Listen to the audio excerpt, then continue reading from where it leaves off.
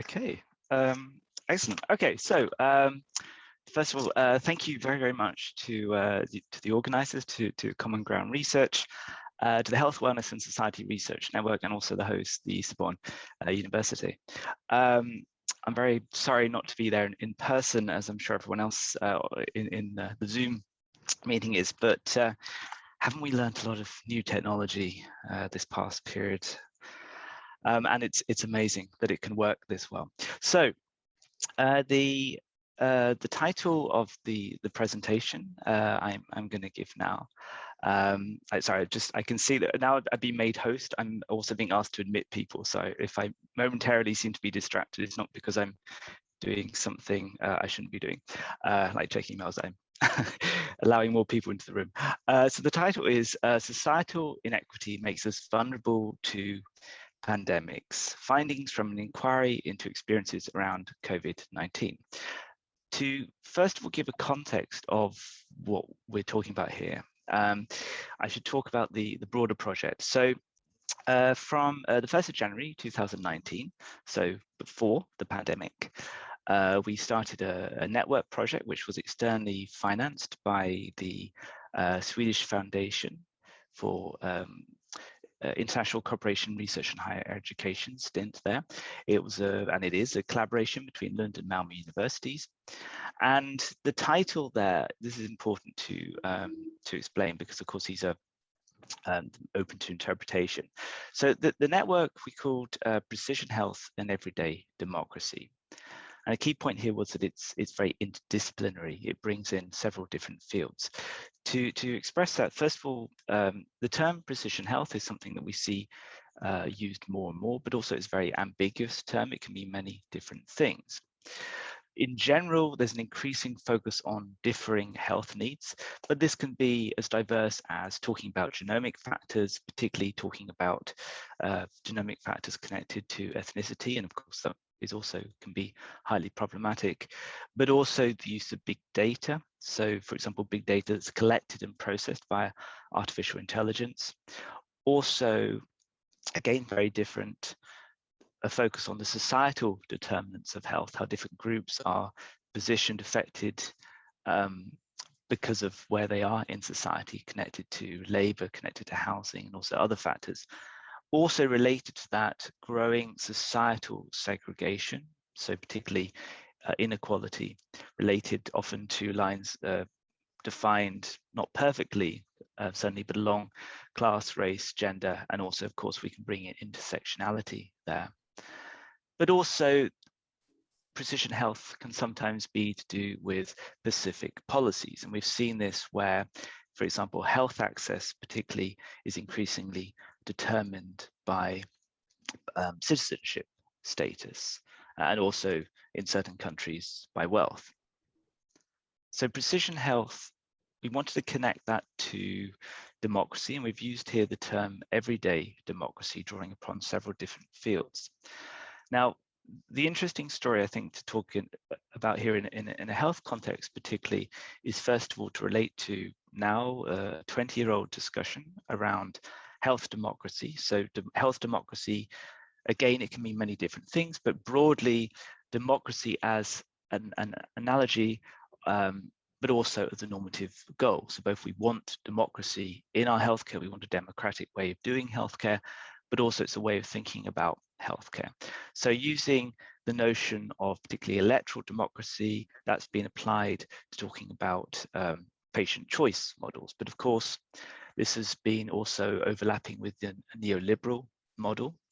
And for that reason, there's also been a discussion about drawing upon deliberative models of democracy. There, the point being that the individual does not pre-exist as a voter. You cannot just go to the individual and say, what do you want? What should you vote for? And therefore you have democracy. But for democracy to function, or in this case, health democracy to function, it requires that the voter, or you could say the democratically engaged patient or individual who's democratically engaged in their healthcare, has to be created. And of course, that's both through information, health literacy, education, but also access to various ways in which they can engage in healthcare.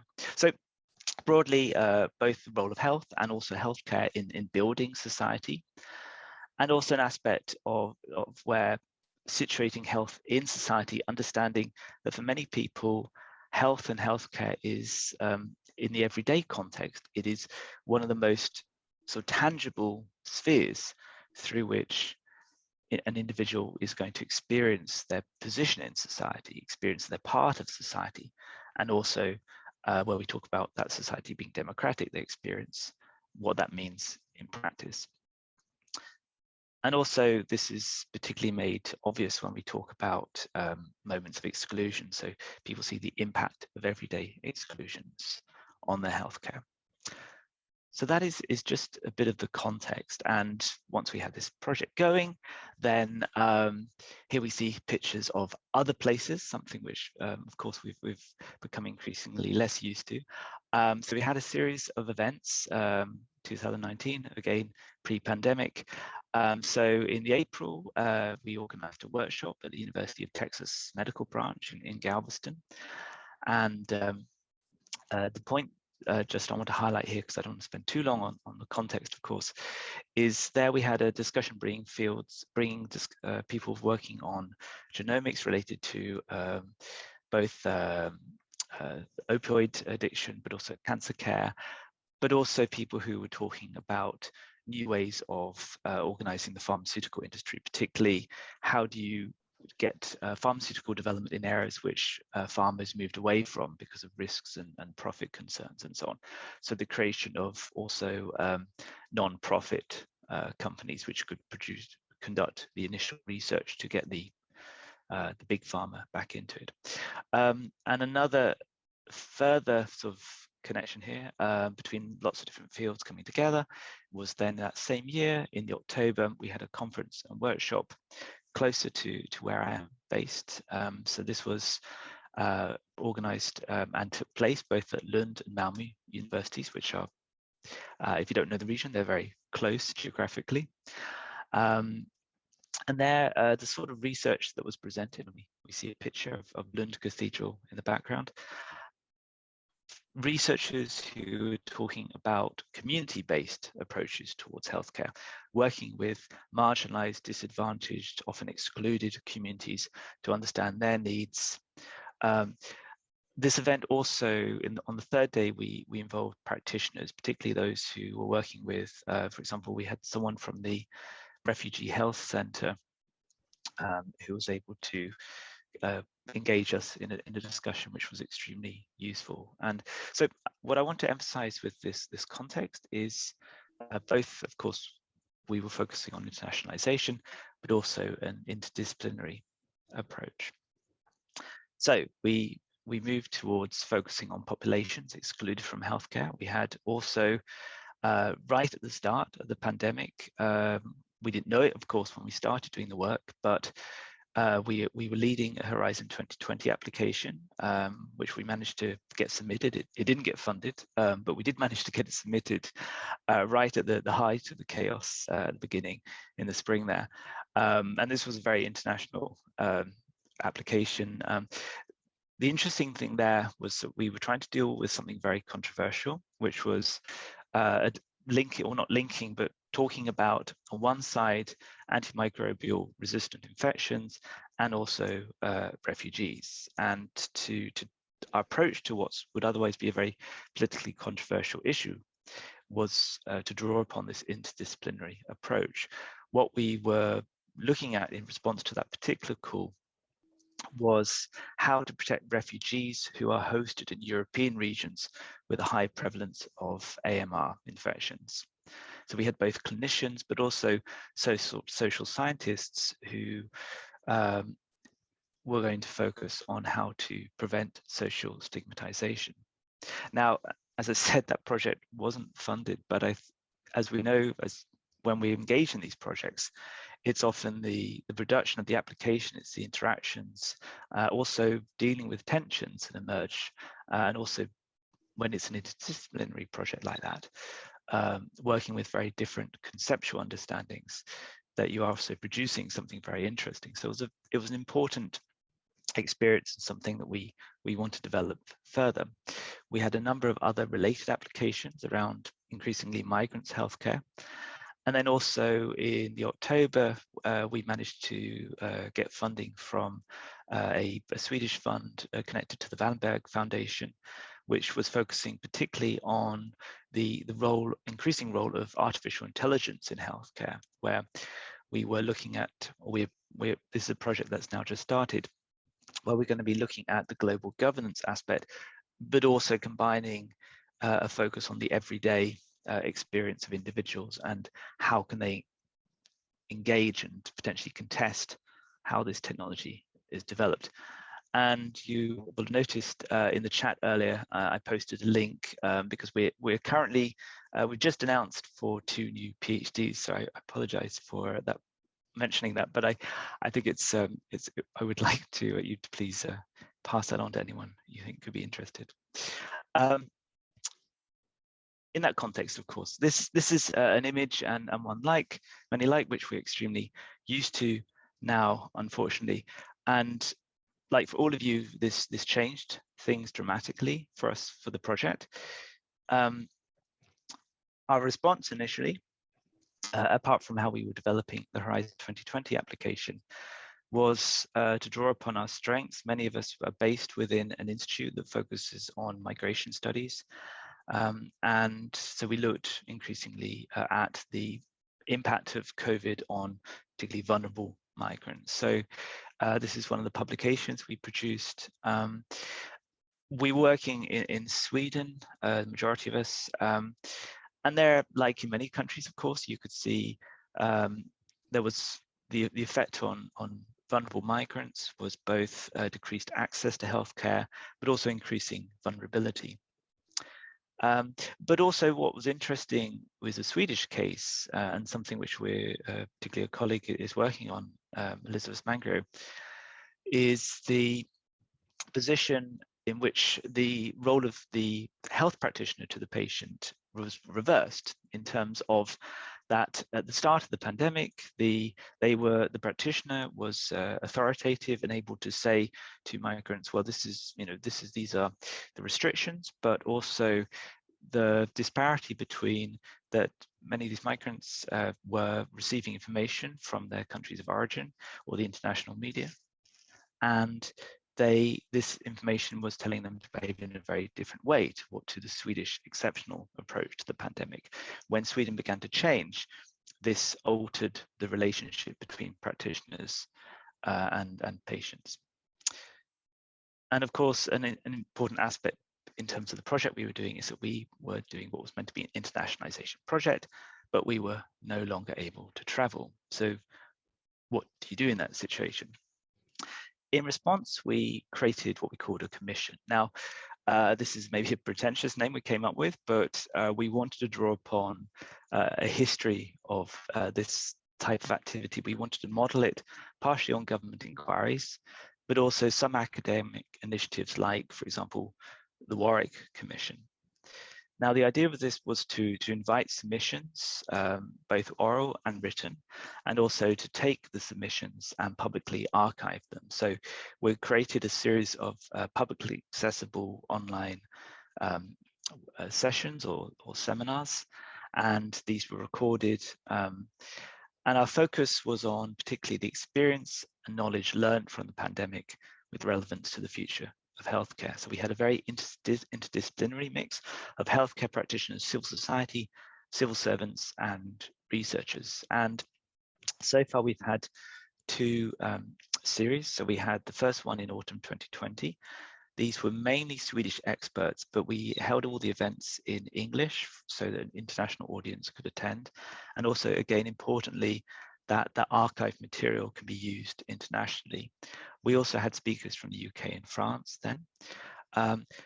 In spring 2021, we opted for a much more international list. So for example, we had 2 speakers from the WHO. We also had Robert Yates from Chatham House. And just to give you a sense of the process. So the title we came up with was the Fed Commission on the Future of Healthcare Post-COVID-19. And as said, the oral sessions were held via Zoom and archived and are available online. And there is the web address, and that is still active. On the front page, you can see the sessions from the spring. If you go to the menu, you can see the sessions from the autumn plus other material. I should mention that or emphasize that this was not an academic seminar series, because what we said to all the speakers was that they had to speak to an audience that was interdisciplinary. We also wanted to look for speakers who were beyond academia, and the vast majority of our speakers were outside academia. So we treated these sessions as testimonial evidence. The submissions that were given were evidence which our job was to report. So each oral session was 2 hours, and importantly, the key evidence was transcribed, has been quoted and summarized via a written report that includes recommendations based on the submission. So we've produced the first report from the autumn 2020, and it's in both English and Swedish. We've decided now to merge it with the report that we're basing on the spring, which is still in draft form. And our target audience, not only for the sessions, but also for the report, has been practitioners, policymakers, so they can use this in supporting their work. And in terms of supporting their work, it's both, of course, in the people who weren't there, but also those who were giving evidence, giving submissions, that they can return back to this document and use it in their own work environment to raise the issues that they see as having emerged out of the pandemic. So this is a screenshot of the website. It looks a little bit prettier than that if you go to it, because we have a scrolling graphic of this yellow flower that you may still be able to see behind me. This is kind of a bit of sort of corporate identity making, but we wanted to create something which was going to make up for the lack of a formal environment in which we could physically meet. So we needed to create something online. And of course, this again is something we see also within conferences like this, other events we've attended. But we wanted to create this virtual space in which people could provide this evidence and feel also that it was a safe environment. So these are screenshots from the autumn, and you can see here a broad selection, but this was mainly focused on the Swedish context. You'll recognize some of the faces here, of course, if you look closely. And it wasn't originally our focus, but what very much came up through these first sessions was the issue of health equality, but particularly health equity or inequity. And where this was most obvious in the case of refugee and marginalized migrant populations. And in terms of the people we see here, some are academics, some are nurses, some are civil society activists, some are organizing health clinics. So again, very interdisciplinary group. We had more in the spring. So here we started off by, for example, we had the chain from Norway, which is many of you will know about it. It's a research center focused on global health inequality. But there also we had the Swedish Red Cross. We also had, for example, Lisa Bauleg there from George Washington University. We had several speakers from the World Health Organization, as said. And again, you know, what came up here was this issue of how different populations affected differently by the pandemic, and what that has to say about healthcare. That it revealed certain things, and not just that it revealed that inequality or inequity, but it also showed where there were flaws in the system. In some cases, some things worked well as well. Another aspect that I'll come back to was also, so for example, here we see Robert Yates from Chatham House, UHC, universal healthcare coverage.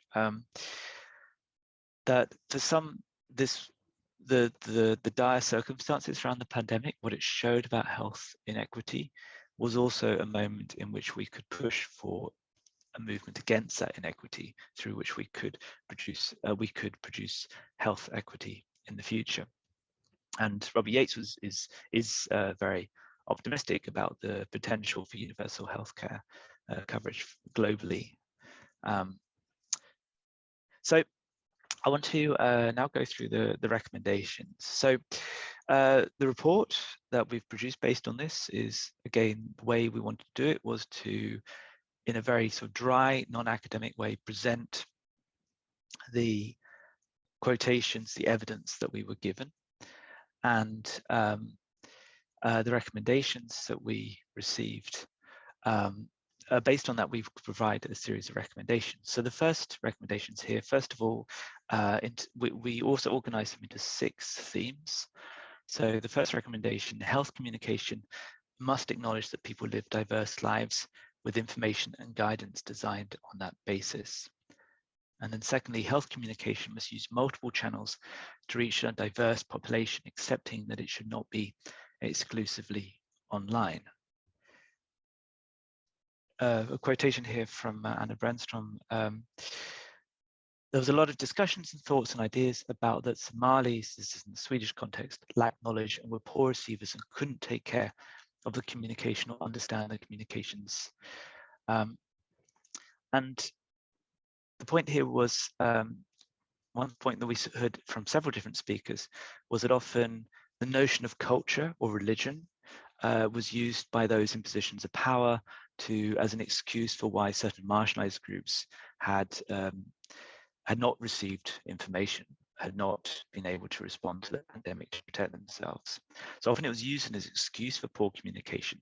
But of course, what that was masking was a broader systemic problem in terms of how that communication was conducted, and particularly, I mean, in some cases, simply to do with the lack of access to the internet, but in other cases to do with linguistic issues, but also to do with whether or not broadly communication strategies were adapted to the needs of different groups in society.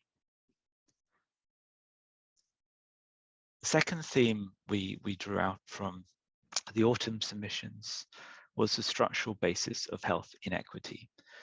So first, the recommendation here was ensuring good population health requires identifying the structural barriers that disproportionately harm marginalized groups. Structural racism was something that popped up a lot in the discussions. These barriers need to be understood as not only impacting minority groups, but undermining the entire population's health security. Again, this was another aspect that came up in the presentations or in the submissions, that the experience of practitioners was not just that we were talking about the need to protect a certain minority for the minority's sake, but that this was something that affected the entire population. So we could see that where there was an exclusion of some, it affected the entire population. And also that the above actions, so 1 and 2 here, will only be possible if combined with concerted efforts to counter the potential stigmatization of marginalized groups. And of course, many of you will see this type of stigmatization in the media and the damaging effect it has on managing the pandemic. I think because of time, I'll just skip past this quotation here. But here, this is just emphasizing the unequal effect of the pandemic on different groups. The third theme, living conditions and employment impact health. So housing policy at all levels needs to be evaluated and designed with a focus on enhancing human health. Labour policy at all levels needs to be evaluated and designed with a focus on enhancing human health. And housing or labour conditions that undermine human health need to be understood as posing a security threat to the national population due to their knock-on societal and economic effects, as evidenced during COVID-19. This is a quotation from Lina Alnahar, who runs a project working with marginalized groups, particularly refugees, and adjusting health information on COVID-19. And the quotation here is something that we saw from many others who gave testimony, that it was simply not possible for certain vulnerable groups to follow the guidance, particularly in terms of social distancing, because of the accommodation in which they were living. We also saw that, of course, in terms that those vulnerable populations are also the ones who are often most dependent upon jobs which are precarious, and where it's not possible for them to follow the guidance. Another aspect that came up when we were hearing a lot about the situation affecting refugees and migrants in a precarious situation was the extent to which health is affected by an individual's residency status. So this led to these three recommendations drawing on the evidence. So health workers and other public officials, for example, the police, need to both receive clear guidance and be able to communicate that information on what healthcare is available to persons who lack residence permits. There's a lot of ambiguity amongst health carers, but also police, over what rights actually were afforded to refugees and migrants. Healthcare access must not be dependent upon having a secure interconnection due to internet poverty disproportionately affecting migrant groups. This is also something that we heard about a lot. And also that inadequate housing and employment conditions imposed on asylum seekers need to be understood as harming both those individuals' health and that of the wider population. This last recommendation here draws upon what we often heard was a concern about the lack of understanding that health is holistic, that again, that different societal groups are connected. This is a very long quotation, which we can come back to, but if need be. But the main point here, this is a series of anecdotes regarding the extent to which, in this case, in the UK, asylum seekers were housed in ways which went completely the opposite to the public health guidance. The next theme, the health role of civil society organizations. We've seen this in so many countries, of course, that civil society has become increasingly important to making sure that the basic healthcare system can function. So the recommendations we've produced here, based on the evidence, civil society organizations should be recognized for their work in maintaining society during COVID-19, particularly where the state has reduced its role. The role of civil society needs to be evaluated vis-a-vis that of the state to identify where state funding should be either reallocated to civil society or to increasing the role of the state's service provision. So this, what we could also see was there's a danger of focusing too much on civil society if it leads to the state being able to further step back from its responsibility. But of course, this needs to be identified. And the role of civil society should not distract attention from concerns over the apparent failure of the state to act in reducing the societal impact of COVID-19. We have a quotation from Professor Louise Stallingwater, who of course you recognize. And again, this is emblematic of much of the evidence that we heard, that civil society was often the only way through which vulnerable migrants could receive key information, but even in some cases healthcare. And it's important to just making things function. And also finally, the theme networking between state agencies was something that came up in a number of the discussions. So the recommendations here, I'll just read them through and then explain. So specialist agencies experienced in the needs of marginalized communities need to be financed so they can contribute that knowledge within the network of state agencies. And centralized state control sometimes risks undermining the specialist competence of smaller state agencies that should be able to bring their unique perspective to the national level so as to maintain awareness of population diversity. So here's a quotation from the Center of Excellence in Migration Health in Region Skåne, which is a southern region in Sweden where there's particularly a larger number of vulnerable migrants. And for them, they saw that it was very, very important. They had a network as a local government agency, health agency, that they could work with civil society, other groups to be able to deal with translating information, understanding the needs of vulnerable groups. But also what we saw was where things went wrong, it was often to do with policies which were imposed top down and completely insensitive to the needs of not only a diverse population, but also insensitive to the needs of local everyday healthcare practitioners. So again, I mean, in Sweden, like many countries, information on the pandemic, the restrictions was often translated only very late, and there is no sort of moral justification for that, given it's extremely easy to translate that information relatively quickly in terms of the resources available. What for the practitioners they felt was that that reflected a general disinterest in what the local level was actually doing, a sudden disinterest in what ordinary everyday healthcare practitioners were actually experiencing in their work, that there was no system for bottom-up feedback to the policy process. So in terms of the conclusions that we have at this stage, and this is an ongoing process, we're, as said, drafting the report based on the spring, which will combine the report from the autumn.